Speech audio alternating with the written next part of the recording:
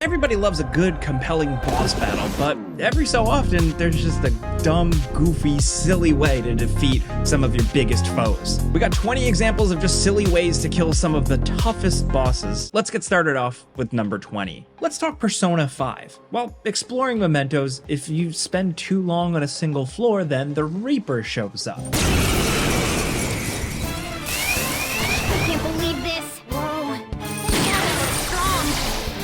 This devastatingly powerful shadow is ruthless with a bunch of instant kill abilities that can and will mess your party up pretty badly. Beat him all. Someone finish it! It's tough! I'm not done yet! No! Answer me! He's the closest thing the game has to a super boss, but he's got a really goofy weakness. He can catch the flu. I'm not like making a joke like you can poison him or something. His weakness is literally the common flu. There's a particular time of the year in Persona 5 that's literally called flu season in November and December, similar to real life. And among other things, flu season makes it so enemies will randomly have the despair status effect in mementos, which makes them die after 3 turns. It affects everything, including the Reaper.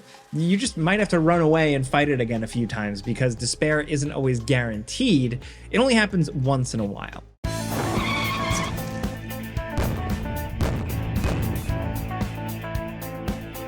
Okay. Still, it works, at least in the original version of the game. They took this trick out of Persona 5 Royale, maybe because of how dumb it was, or because it's just a little too easy to exploit to grind for experience. Either way, it's a very silly and mundane way to take out what is supposed to be one of the most dangerous enemies in the game. The Reaper dying by the flu, you can't really make that up.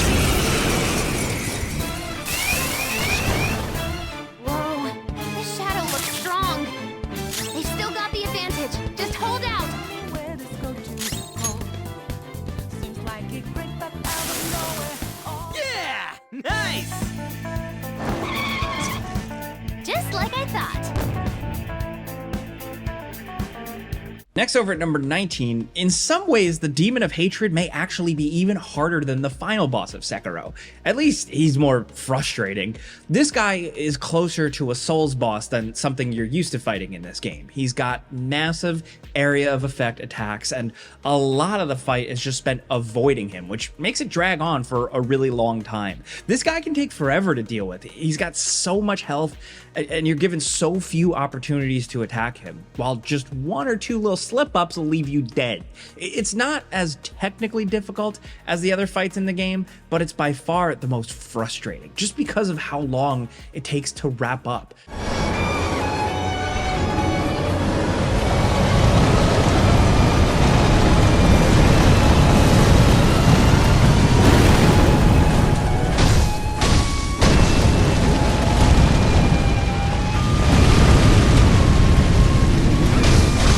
So just trick it into doing something stupid. With the careful jumping, and I mean very careful, you're basically glitching your way up. You can get on top of a tower and then jump onto the wall surrounding the arena. And then from there, you can position yourself in a very specific corner of the wall right next to a cliff. Now, all you need to do is stand there, and the Demon of Hatred will try to attack you and fall to its death. It's not even all that hard to do. As long as you don't aggro the demon when you enter the boss area by getting too close to it, then you have all the time in the world to do this little jumpy thing, get in the proper position. It'll only actually try to kill you when you're standing on the wall where you're already completely safe from its attacks. It just sits there, attacking pointlessly by falling to its ignoble end. A stupid ending for one of the most annoying bosses in a Souls game.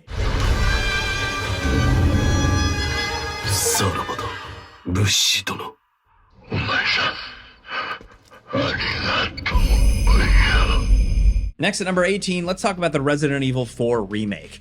The boss at the end of the castle section really puts up a fight and is much tougher than the version you fought in the original game. His instant kill is a lot more unpredictable, and his black bile attacks can be really hard to avoid. He gets pretty annoying here. He has a somewhat unorthodox weakness though: eggs. Well, one type of egg in particular, the extremely rare golden egg, which can only be found in 2 locations. One is very early, while the other appears in his throne room. There's a small clue in the game that Salazar hates chickens, but there's nothing that really tells you that he's literally weak to them.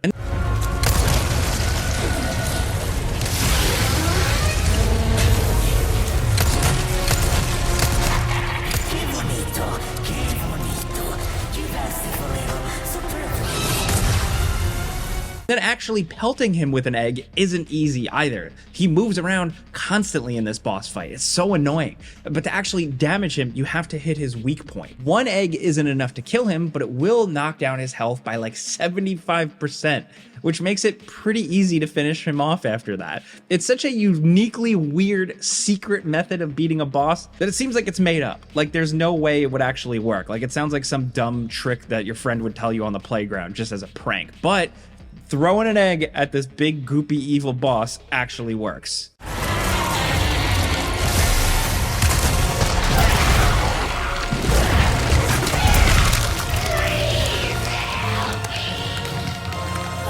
Next at number 17, Act 3 of Baldur's Gate is full of extremely tough fights if you try to beat them fair.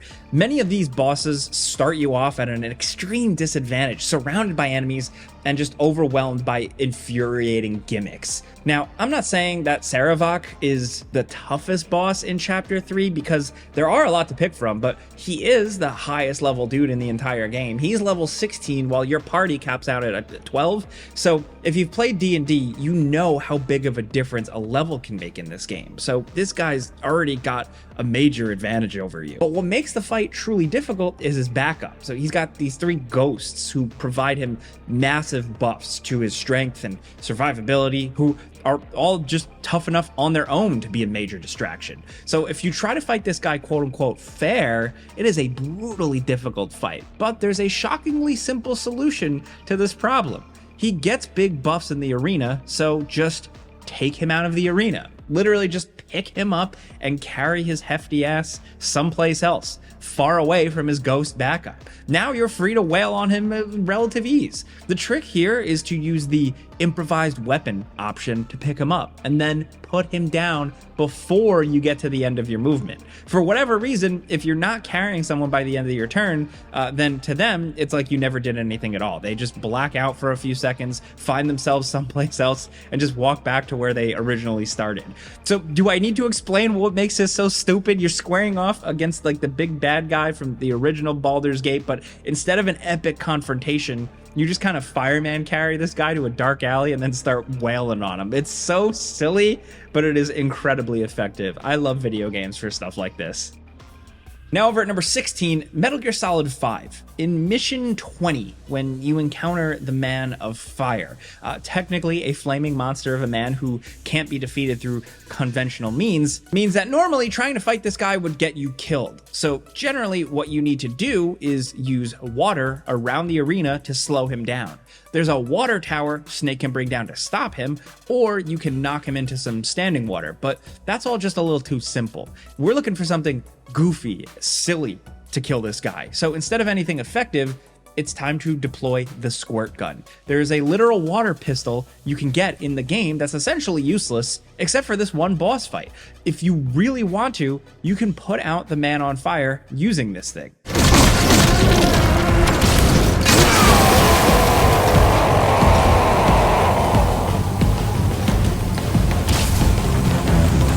It's gonna take a while. It's just a little water pistol. It takes like a long while, like 60 shots just to stun him with this thing. At that point, there are a lot of ways you can wrap the fight up, but like none of them are as goofy as trying to go mano a mano with the unstoppable fire ghost version of Vulcan with a squirt gun. And again, it's a squirt gun. It's not like a big super soaker, like a water sprayer. It's the most little pathetic pea shooter water gun you could possibly imagine. And it is so perfect.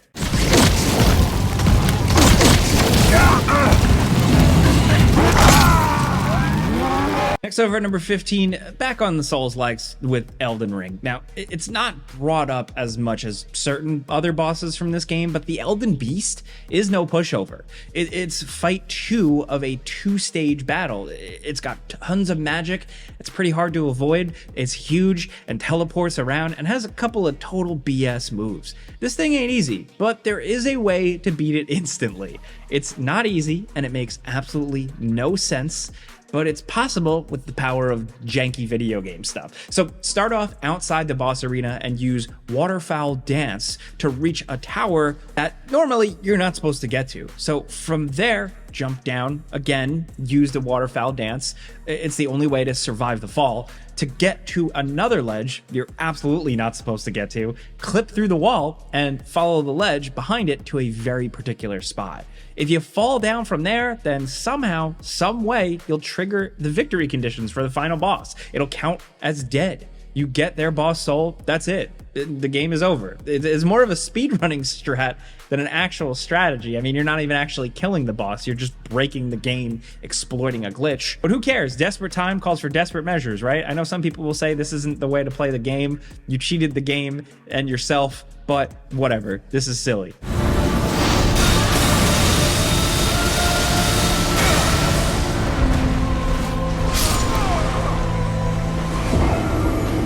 Now at number 14, here's one of our favorite dumb exploits in a game because it's one of those things that makes perfect sense in video game logic, but in real world logic, it's absolutely absurd. So Dead Rising 2 in Case 5, there's a part where the bad guy TK is about to escape the city using a helicopter on the roof of this hotel. So this leads to a boss fight-ish with the helicopter. Now, Dead Rising 2 is not really a shooting game. It's more of a beat 'em up with zombies. So what you have to do to take out this copter is throw objects into the propeller blades, which damages it. So far, it basically makes sense, you know, other than the fact that the helicopter doesn't just fly away, but I'm pretty sure it gets tethered or something to the roof. That all checks out, but trying to fight the helicopter this way is pretty tough. Getting the perfect hit on a helicopter blade can be really tricky with moving around so much. And while all you get is like some crap laying around as weapons, the copter has a minigun, so you're very outclassed here. It can be frustrating as a fight, but there's an easy way out. So instead of relying on what's nearby like a chump just doing it the way the game wants you to, come prepared with a Nerf gun. Yes, a Nerf gun. When a regular gun fails, the Nerf gun prevails here for one big reason. Guns in Dead Rising 2 are hit scan. The bullet they fire isn't a physical object in the world, but the Nerf dart is.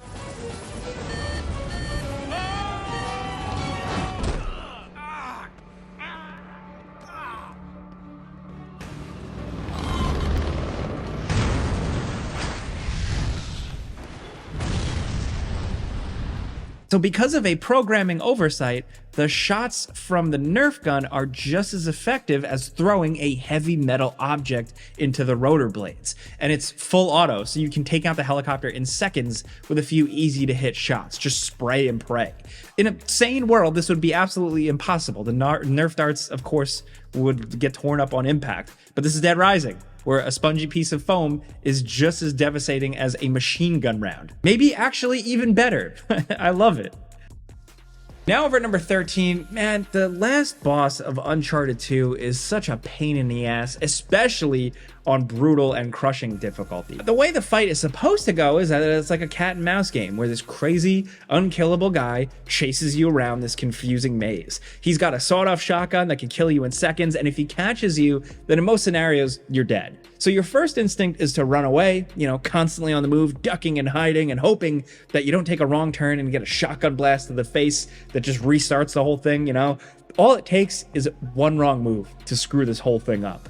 But you don't have to go through all that suffering. Instead, just do what the boss says and stand and fight. It's extremely stupid and obviously was not what Naughty Dog intended, but if you position yourself just right, then you can get this guy stuck in an infinite loop where he just grabs you, you fight him off, then he stands there and just grabs you again. So if you're in the wrong place, then he'll just beat you down with regular punches or move away and shoot you. But if you're in the exact right place, then he'll just keep grabbing you, and that's it. So if you're at full health, then the grabs are never fatal, and he just so happens to be close enough to the explosive sap that you have to shoot to damage him. So doing this is actually the best and easy way to finish the fight. Just stand in one place, tap square every once in a while, and shoot the sap while it regrows to damage him.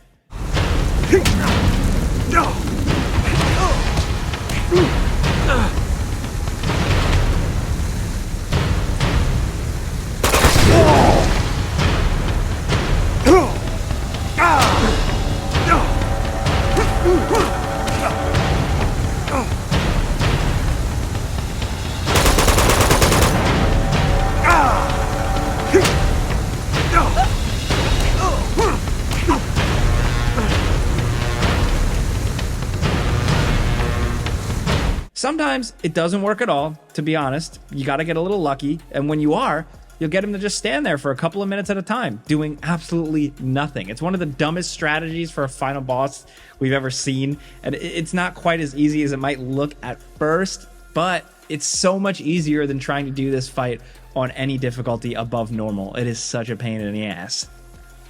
Now at number 12, the final boss of Knights of the Old Republic sucks for non-Darkside users. The gimmick here is that just beating him isn't enough. He's got a whole bunch of captured Jedi around the arena. After doing enough damage to him, he'll just run over to one of those Jedi and use Force Siphon to fully heal himself like an asshole. So if you're evil, you can just kill them to first heal yourself. You're evil, but you don't care. You can also just kill all the Jedi yourself to deny him any healing points. But if you're unable or unwilling to do that, then this fight sucks.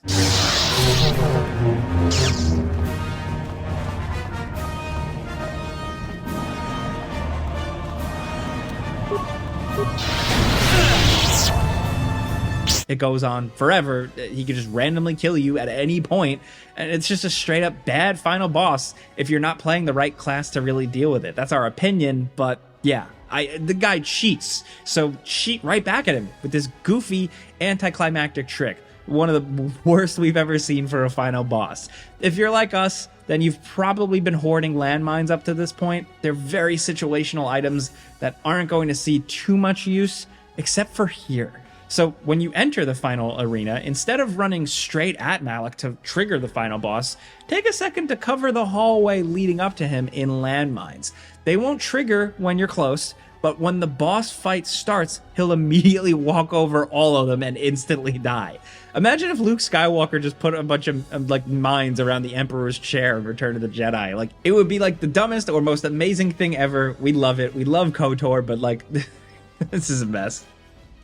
Now at number 11, Legend of Zelda Twilight Princess. Ganondorf is always an iconic final boss, and the version of him here at the end of Twilight Princess is one of the tougher ones. In this, the final battle against the big man himself, he's in human form, and he's not messing around this time. You can though, and it'll actually make the fight easier. Inexplicably, if you pull out the fishing rod and cast the line, then Ganon will be distracted by it, giving you the opportunity to get a few free hits in. The Lord of Darkness, the Master of Evil, distracted by a fishing line like he's a cat chasing a string. It's so dumb, but it was absolutely intentional. I mean, the developers programmed him that way on purpose as an homage to other dumb boss tricks in the series.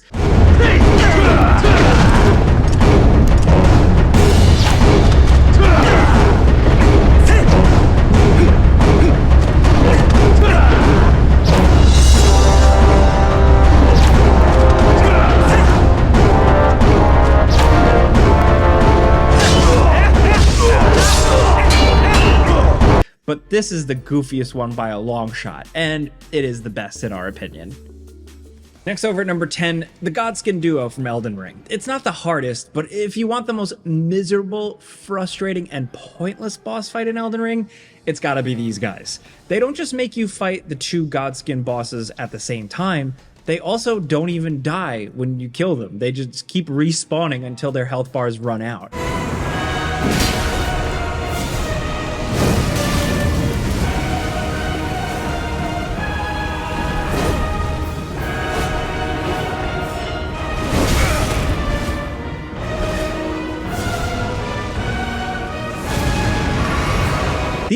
don't play fair at all. They don't take turns fighting you. They just immediately overwhelm you with their janky hitbox attacks in a small, crowded area. It's one of those uber frustrating boss fights that are usually optional, but you have to fight these guys. They're one of the few required bosses in the game, and they really suck. It's a nightmare trying to fight these guys the normal way, but a dream if you know the secret to beating them easily. For some reason, I'm saying that a lot here, but it's always true, I have no idea why this is, these two guys happen to be extremely weak to sleep effects. So yeah, it's nap time for these guys.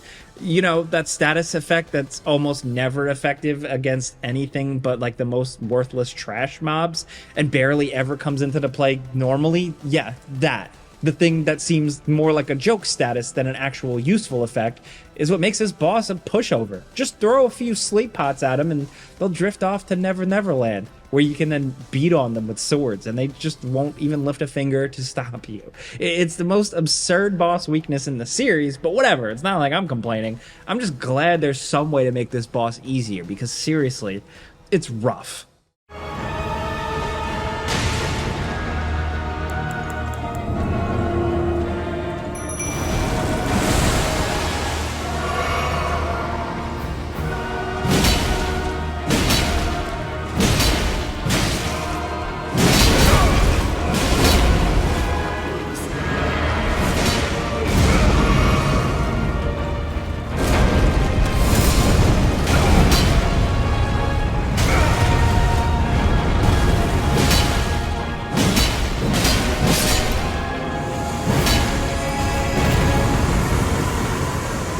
Next, over at number 9, you gotta love a good Fusro Da. You know, the most versatile dragon shout in Skyrim. It's a joy to use. Just look at these ragdolls fly around. Against bosses, its effectiveness is more limited, except with this guy. So you face off against him as a part of the Dawnguard expansion, where you battle him on top of a snowy parapet high in the sky.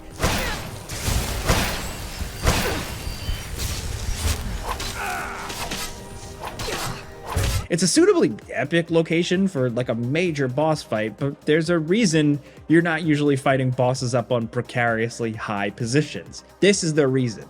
You can just push this idiot off the ledge. You know, give him a face full of unrelenting force, and he'll go flopping right off the ledge, tumbling to the ground below with a big old satisfying splat.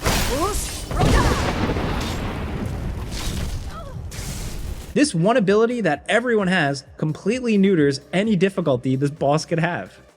Now at number 8, everyone in the Cobra unit is a weird little freak in Metal Gear Solid 3, but one guy, known as the Fear, is by far the dumbest. I'm sorry, I always have to say his name like that. So at first, he seems like an intimidating fight. I mean, he can turn invisible, he's got traps set up everywhere, and he can quickly restore his health and stamina by eating animals around the arena.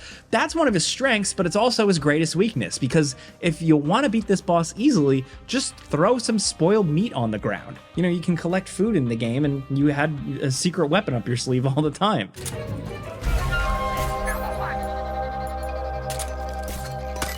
This guy is like a dumb animal, apparently. He can't tell safe food from stuff that's been left out in the sun for a few days, and his dumb ass will just eat whatever nasty slop you put right in front of him.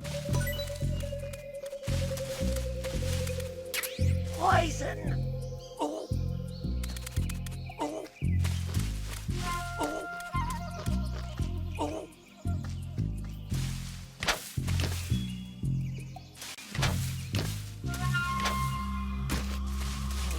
The spoiled food makes him sick, which makes his stamina drain instead of recover. And at this point, he'll pretty much just beat himself. Like, he moves around so much and he's climbing all over the place, so his stamina drains very quickly, and without any health source or food, like, he'll just get sick and die. It's such a goofy way to take out a boss, but that is so distinctly Metal Gear Solid for you. Even as far as bosses in these games go, this is just a really, really good one.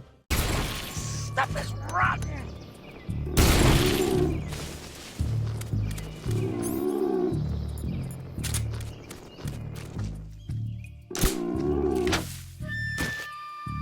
Damn!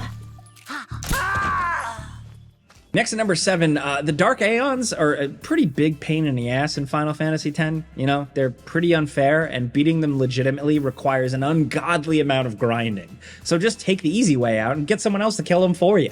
It's a little trickier than just summoning some guy for help, though. So to kill these things, you need Yojimbo, a unique summon that does whatever it wants, but depending on how much money you give them, it increases the chances of them performing an instant kill move, which works against pretty much everything, including these annoying Dark Aeons. With enough setup, it's possible to kill them instantly at the start of a fight before they even have a chance of reacting.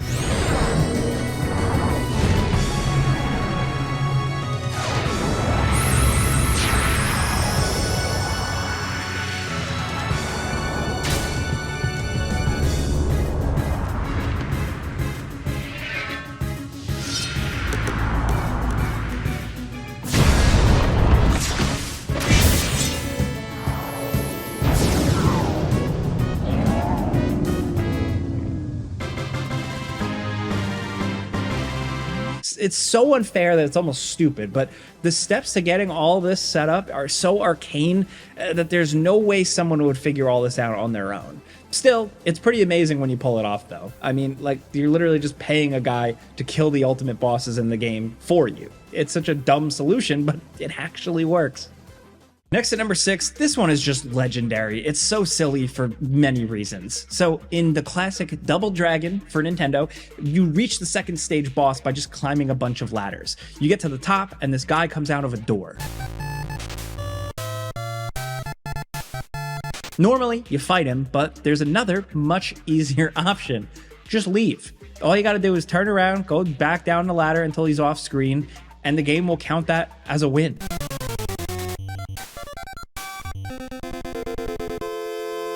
How did they miss this? And why isn't this possible in every game? I mean, really, why do we need to beat this guy up anyway? I don't really know why he just stood there while I wandered off, but whatever. Maybe he just didn't feel like fighting that day. It's such an obvious way to beat a boss, but it almost never actually works, except for in Double Dragon. You know, sometimes the best tactic is just to walk away. Now, number 5, the final boss of Vampire the Masquerade Bloodlines is the gigantic sheriff with his big-ass buster sword. He looks pretty intimidating and can kill you pretty quickly. But he's got one fatal flaw. He's just too damn big. You can avoid most of attacks by simply ducking. That's all you have to do. Just duck, and he can barely touch you. Maybe if he was a little more careful with that big sword, he'd actually be able to hit you with it, but most of his attacks just go right over your head, so you can just beat on his legs until he's dead, while he just stands there like an idiot, swinging at nothing. For such an awesome, cool game, this is one of the goofier, quirkier parts of it.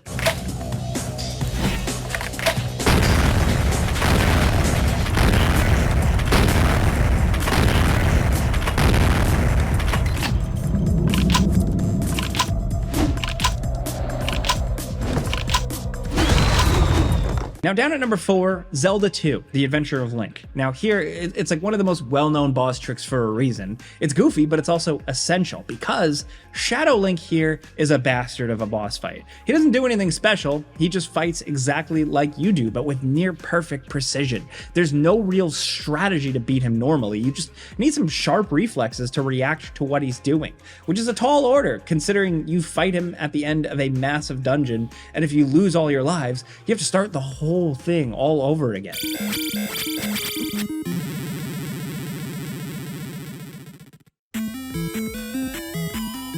So instead of engaging in this high-octane sword duel, just do what every kid did and crouch in the left corner and mash the attack button.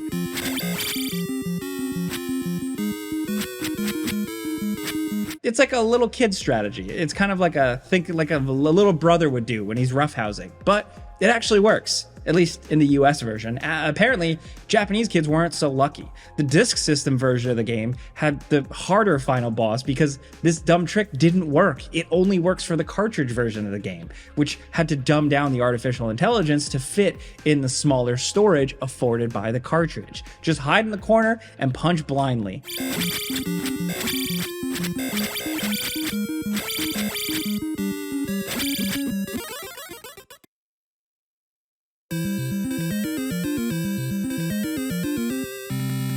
Next at number 3 is Radon, of course, from Elden Ring. Now keep in mind, this is going to be a bit of spoilers for the end of the Shadow of the Erdtree DLC, so it does go without saying that the final boss for this DLC is tough.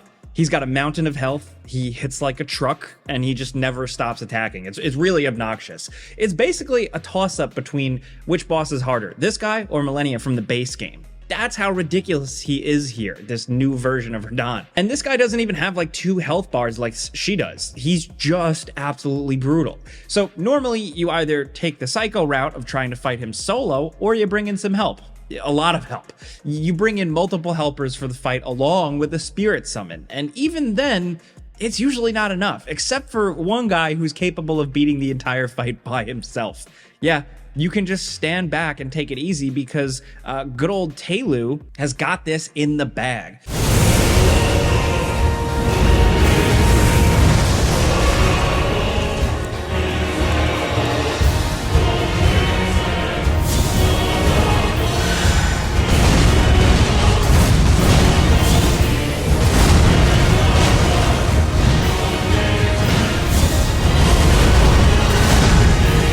The humble golem smith might appear useless because of just how slow he is, but this guy has a ton of health, is difficult to stagger, and is shockingly strong when fully upgraded. So much so that you can basically just hang back and let him finish the fight for you. Now, of course, it's not exactly that easy. I mean, you are going to need to keep his health topped off using healing magic, and honestly there are more efficient ways to cheese this guy, some people would argue, but it's just satisfying hanging back and just watching him throw down with the last boss and somehow hold his own. This goofy weird spirit ash just totally kicking ass. It's a stupid way to win, but it works, and that's all that matters.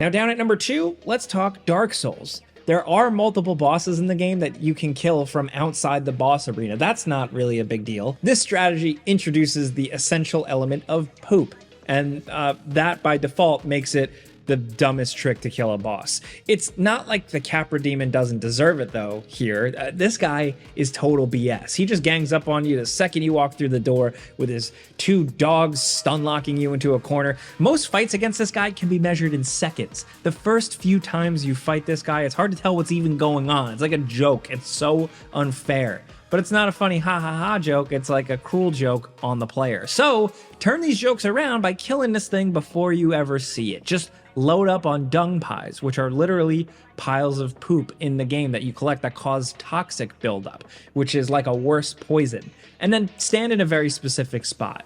This is the place where you can just barely throw the poop over the wall and hit the Capra Demon with it. Peg the thing a few times with poop and then it'll get super poisoned and die. As far as boss cheeses go, it's one of the silliest of all time, while also being extremely effective.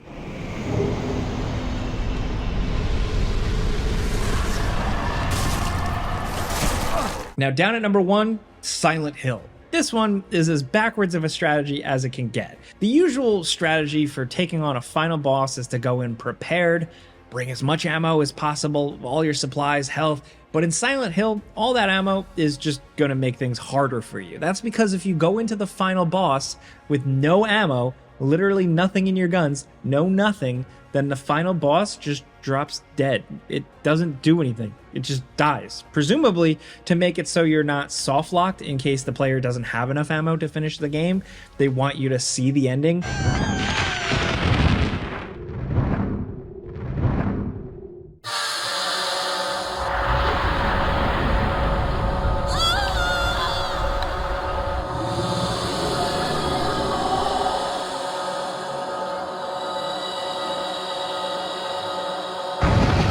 But like, instead of making it so ammo spawns in the final area, they just have the boss die, drop dead for no reason. It's totally counterintuitive, but the optimal way to finish Silent Hill is to just go in and have no ammo at all for the final boss, because if you try to fight it, then it's a waste of time.